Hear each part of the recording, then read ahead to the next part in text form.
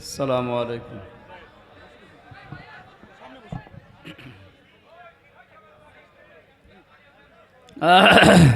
রে ভাব দেন, এই এখান থেকে বাতাস ছাড়া লাগবে। ঠিক আছে, বসে বসে এখানে বসে বসে বসে।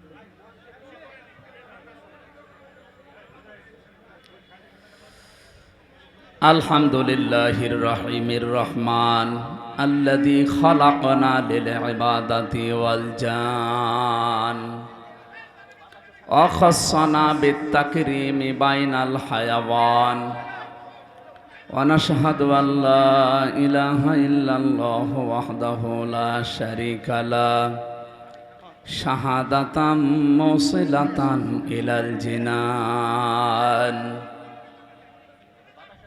ونشهد أن محمدًا عبده ورسوله المبعوث فينا بالهدى ودين الحق ليظهره على الأديان صلى الله عليه وعلى آله وأصحابه الكرام ما دام الشمس والقمر بجريان والنجم والشجر يسجدان والسماء رفعها ووضع الميزان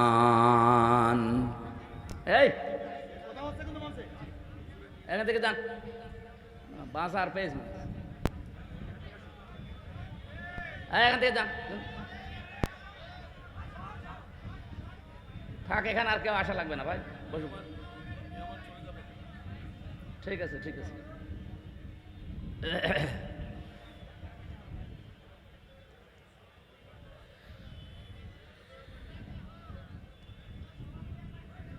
فقد قال الله تعالى في كلامه المجيد وبرهانه التوحيد أعوذ بالله من الشيطان الرجيم بسم الله الرحمن الرحيم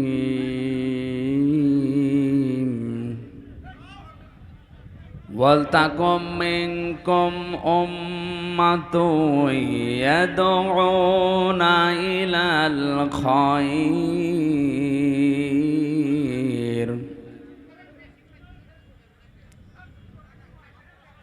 ويأمرون بالمعروف وينهون عن المنكر وأولئك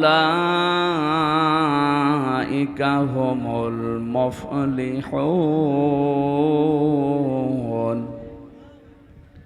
ولا تكونوا كالذين تفرقوا واختلفوا من بعد ما جاءهم البينات وأولئك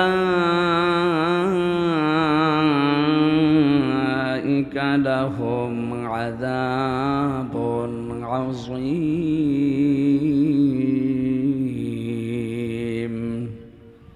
صدقت يا ربنا عن أبي سعيد الخدري رضي الله تعالى عنه قال قال النبي صلى الله عليه وسلم من رأى منكم منكرا فليغيره بيده فإن لم يستطع فبلسانه فإن لم يستطع فبقلبه وذلك أضعف الإيمان رواه البخاري وقال تعالى في شان حبيبي وما زادهم إلا إيمانا وتسليما اللهم صل على سيدنا مولانا محمد وعلى آل سيدنا مولانا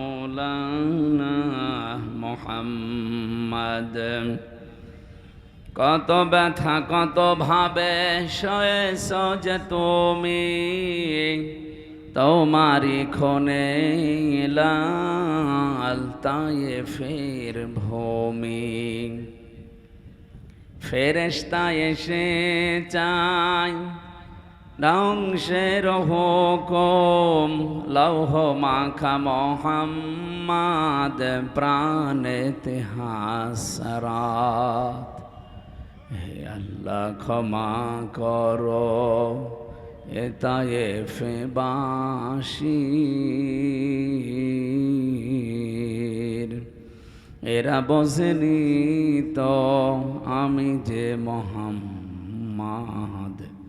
হৃদয়ে মোহাম্মদ। আলহামদুলিল্লাহ।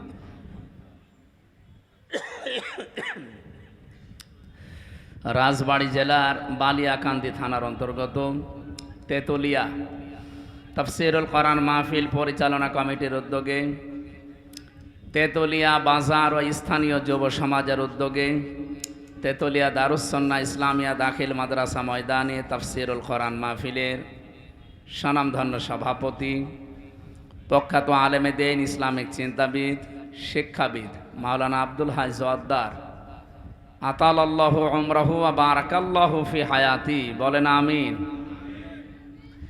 সম্মানিত পরিচালক মিরাজুল ইসলাম, এ মাহফিলের প্রধান অতিথি, বিশেষ অতিথিবৃন্দ, অনেক মানুষের নাম আপনারা দিয়েছেন, বিশেষ করে বিশিষ্ট রাজনীতিবিদ জনাব গোলাম শওকত সিরাজ সাহেব, জনাব মাওলানা খন্দকার মনির আজম মন্নু, জনাব আবুল হোসেন খান, অ্যাডভোকেট আব্দুর রাজ্জাক, খন্দকার মশিউল আলম চন্নু, মাওলানা উসমান গনি মানিক, জনাব মিজানুর রহমান বিল্লাল, জনাব মোস্তফা জামান, জনাব সরোয়ার হোসেন ভূঁইয়া, গোলাম সরোয়ার ভূঁইয়া, আনোয়ার হোসেন, হেদায়েত হোসেন, আবু তালহা। সার্বিক ব্যবস্থাপনায় যারা বিশেষ করে আছেন মাওলানা মুরাদুল ইসলাম, সোফার তেতুলিয়া দারুস সুন্নাহ ইসলামিয়া দাখিল মাদ্রাসা বালিয়া কান্দি রাজবাড়ী, যারা আলোচনা রাখলেন মাওলানা সিরাজুল ইসলাম, মঞ্চে বসা আছেন আপনাদের এলাকার কৃতি সন্তান, ইসলামিক চিন্তাবিদ, রাজনীতিবিদ, বাংলাদেশ জামাত ইসলামীর রাজবাড়ী জেলা শাখার শ্রদ্ধাভাজন আমির, ওয়ারফা'না লাকা যিকরাক, সম্মান মর্যাদা শুধু দুনিয়া না উভয় জগতে কামনা করছে আল্লাহ যেন বাড়িয়ে দেন। মঞ্চে বসা আছেন আমার বন্ধুবর মাওলানা আবু তালিব, সামনে বসা মুসলমান ভাইরা, পর্দার আড়ালের সম্মানিতা মা এবং বোনেরা, প্রশাসনের ভাইরা, প্রাণপ্রিয় রাজবাড়িবাসী, দল মত জাতি বর্ণ ধর্ম নির্বিশেষে আজকের অনুষ্ঠান, নাকি এটা শুধু মুসলমানদের? না, সবার। অন্য ধর্মগ্রন্থের মতো কোরআন শরীফ না। আজকে একটা দৃশ্য দেখে খুব কষ্ট লেগেছে। বাংলাদেশে পাবনাতে আল্লাহর কোরআনের প্রায় 150 কপি আগুনে পুড়ে গেছে। যে দুর্বৃত্তরা আগুন দিয়েছেন, কোথায় দিয়েছিলেন জানি না, কিন্তু কোরআন শরীফ পুড়ে গেছে। আপনার কপালেও আগুন লাগবে। আশা করছি তওবা করে ফিরে আসবেন। যদি হঠকারিতা করেন আপনি জাহান্নামী, এটা লিখে নিতে পারেন। আল কোরআন ও হজ্জাতুল লাকা ওয়া আলাইকা, কোরআন কারো পক্ষে সাক্ষী হবে অথবা বিপক্ষে সাক্ষী হবে। আমরা কোরআনের পক্ষে সাক্ষী চাই না বিপক্ষে? বলেন বলেন। পক্ষে যদি সাক্ষী নিতে চান, কিয়ামতের দিন দুইটা বিষয় সুপারিশ করবে আল্লাহর সামনে দাঁড়িয়ে, কোরআন শরীফ আর সিয়াম। দুইটার সুপারিশই আল্লাহ কবুল করবে। কিন্তু সুপারিশ পাওয়ার যোগ্যতা তো আপনার থাকা লাগবে। কথা বলেন না কেন? আমি আকিস গ্রুপে ছিলাম খতিব হিসাবে। ওনারা, আপনারা জানেন, বাংলাদেশে বড় কোম্পানির ভেতরে একটা বিভিন্ন সময় সার্কুলার দেয়। অনেক ভক্তবৃন্দ আছে বলে, হুজুর আপনি শুধু একটু বলে দেবেন, আপনি মালিকের সাথে থাকেন, শুধু একটু বলে দেবেন, আমার কাজ হয়ে যাবে। তা আমি বলে দেব আর হয়ে যাবে মানে আপনার যোগ্যতা থাকা লাগবে না? তারা অন্তত অনার্স মাস্টার্স অথবা ডিগ্রি পাঠ ছাড়া নেবে না, আর আপনি ম্যাট্রিক ফেল করে বসে আছেন। আমি না, আমার বাপ বললেও নেবে? বলে আপনার তো যোগ্যতাই নেই, আমি কি দেখে আল্লাহ আপনার সামনে আপনাকে দাঁড় করাবো? রব্বুল আলামিন বলেন ইয়াউমাইযিল লা তানফাউ শাফাআতু ইল্লা মান আযিনা লাহুর রহমানু ওয়া রাদিয়া লাহু কওলা। সূরা তাহার 109 নম্বর আয়াতে এসেছে, সেই দিন সুপারিশ কাজে লাগবে না ওই সমস্ত মানুষের জন্যে যাদের জীবনের উপরে আমার আল্লাহ রাজি নেই এবং যাদের কথা শুনতেও আমার আল্লাহ রাজি ছিল না। আপনার জন্য যদি নবী পর্যন্ত কিয়ামতের দিন আল্লাহর দরবারে দাঁড়িয়ে বলে যে একে মাফ করে দেন, কোরআনও যদি বলে, সিয়ামও যদি বলে, হবে না যতক্ষণ পর্যন্ত আপনার প্র্যাকটিক্যাল লাইফের ওপরে আল্লাহ রাজি না হবেন। কি কিছু বুঝলেন? আমি আমার 33 বছর বয়সের দিকে তাকিয়ে ভাবা লাগবে আমি যা করেছি আমার ওপরে আল্লাহ রাজি আছে কিনা জিজ্ঞাসা করা লাগবে না। কি করা লাগবে না? আমি তো নিজেরটা হালকা হিসাব করলেই বুঝিয়েছি আমি যাব কোথায়। আমার নিজেরটা যেমন আমি এখন হালকা বুঝেছি, আপনারটা আপনি বোঝেন না। নিজের দিকে তাকিয়ে বলেন তো আপনি কি আসলে মাপ পাওয়ার মতো যোগ্যতায় আছেন? 2 নাম্বারটা তো আরো কঠিন, রাদিয়া লাহু কওলা। যিনি আপনার পক্ষে কথা বলবেন তার কথা শুনতে আল্লাহ রাজি থাকা লাগবে। আমি আপনার পক্ষে আন্দাজে কথা বললেই তো হচ্ছে না। আপনার ভেতর বাহির সব জানা আছে কার? যিনি বিচার করবেন ওই বিচারকের যদি সব জানা থাকে তখন সাক্ষীর প্রয়োজন হয়। আল্লাহর বিচারে আর পৃথিবীর এই বিচারে পার্থক্য এইটাই, ইয়ারাফুল মুজরিমুনা বিসিমাহুম ফায়ুখাযু বিন নাওয়াসি ওয়াল আকদাম। জবান ছেড়ে বলেন ফাবি আইয়ি আলা রাব্বিকুমা তুকাযযিবান। পাপিষ্ট যারা কিয়ামতের দিন আল্লাহ তাদের মাথার চুল ধরে আর পা ধরে টান দেবে।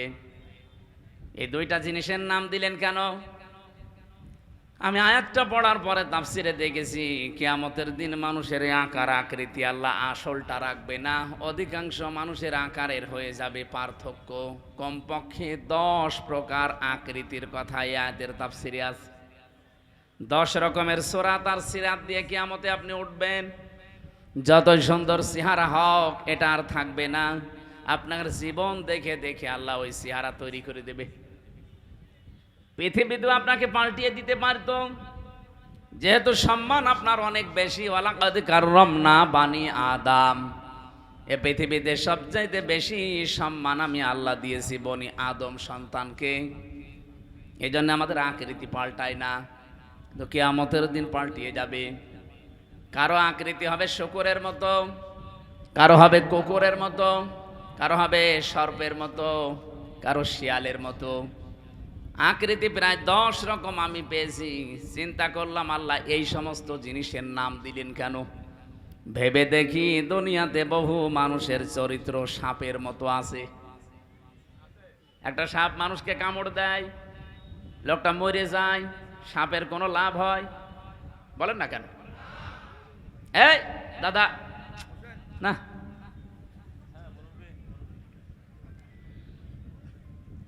পৃথিবীতে বহু মানুষ এমন আমরা দেখি শুধু মানুষের ক্ষতি করে বেড়ায়, নিজের সেরকম লাভ হয় না। কি কথা বললেন?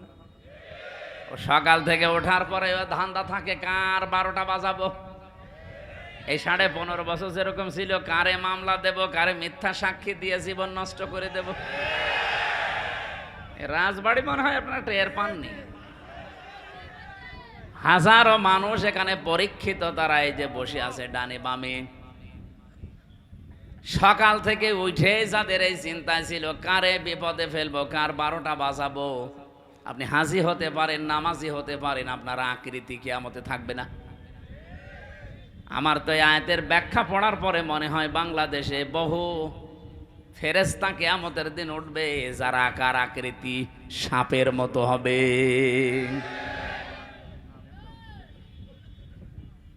কিছু মানুষের আকার হবে কুকুরের মতো। কুকুরের কাজ কি? আপনি দুইটা কুকুরকে খাবার দেবেন পাশাপাশি, একটাকে যা দিয়েছেন ও সারা দিন খেলেও শেষ হবে না, এরপরও দেখবেন পাশেরটায় হামলা দেয়। এই স্বভাব দেশে ছিল না? বলেন। আমাদের কুষ্টিয়ার হানিফ সাহেব, পরে আল্লাহ যাই দিয়েছিলেন ও যদি মরণ পর্যন্ত খেত শেষ হতো না। কিন্তু এই 15 বছর ওই এত কিছু বানিয়েছে, আমার মনে হয় ফেরেশতা হিসাব করলো 8-10 দিন লাগবে। আপনি খুলনা, বাগেরহাট, সাতক্ষীরা এই 3টা জেলায় যেয়ে দেখেন, আমার মনে হয় প্রায় অর্ধেকই তার ছিল। চালাকি করতে গিয়ে ধরা খেয়ে গেছে সে আর তার ভাই। নিজেদের নামে জমি জায়গাগুলো, এই ফ্ল্যাটগুলো কিনেছে বিভিন্ন আত্মীয় স্বজনের নামে, তাদের নামে রেজিস্ট্রি করেছে। আল্লাহর ইশারা ওরা যেই পালিয়েছে, এখন বলছে আমরা আর দেব না। আপনি কি করলেন চালাকি করে? দুদুকে যেন ধরতে না পারে, যেন নিজের নামে করেনি, করেছে কোন ফুফুতো ভাইয়ের শালার মেয়ের নামে। অত দূরের আত্মীয়, সে এখন ফেরত দেবে? সে বলছে এটা বাবা শাহজালাল, সব হালাল, হালাল করে দিয়েছে।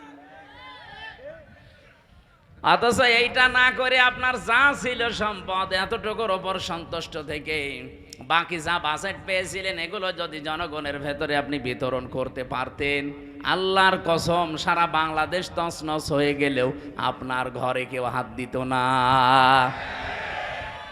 আজকে আমি ফজরের নামাজ কুষ্টিয়ায় পড়ার পরে নদীর ধারে একটু হাঁটছিলাম, 7-8 জন লোক এসেছে। এই কথা বলো না, কিছু দেখা লাগবে না, কথা শুনেন।